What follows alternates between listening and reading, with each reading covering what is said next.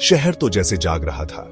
गाड़ियां हॉर्न बजा रही थीं, लाइटें चमक रही थीं, लोग भाग रहे थे। लेकिन एक भूली हुई गली में बस सन्नाटा था। वहां एक वीरान रेलवे स्टेशन था।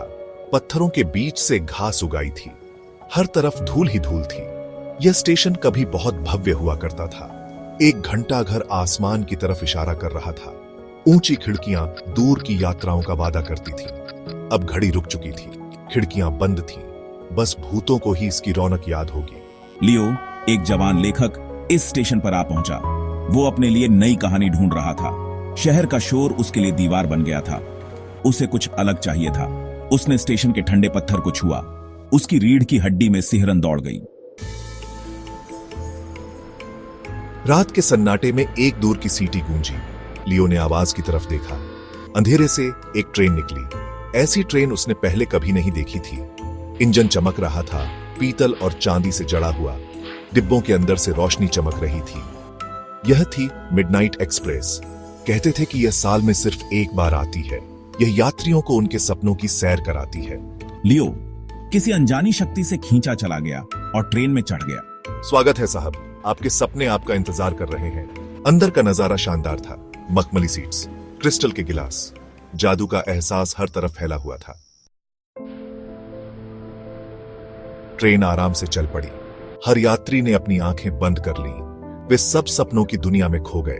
लियो उन्हें देख रहा था। उनके चेहरों पर खुशी, डर और हैरानी दिख रही थी। एक बूढ़ी औरत एक बच्चे के साथ हंस रही थी। एक जवान आदमी अजगर से लड़ रहा था। एक नर्तकी बादलों में उड़ रही थी। हर सपना अनोखा था।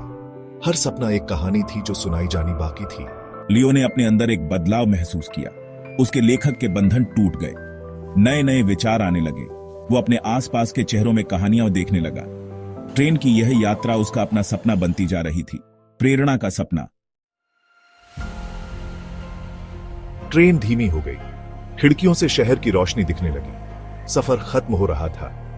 जैसे ही यात्री उतरे, वे तरोताजा और नए उत्साह से भर गए। बूढ़ी औरत ने लियो को मुस्कुराते हुए देखा। जवान आदमी ने आंख मारी।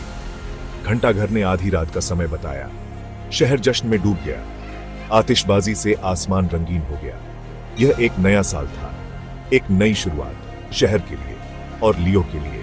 वो प्लेटफॉर्म पर खड़ा था, ट्रेन को गायब होते हुए देख रहा था। उसने अपनी नोटबुक निकाली।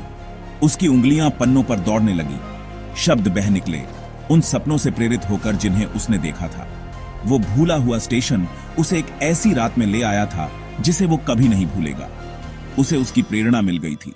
उसे उसकी कहानी मिल गई थी।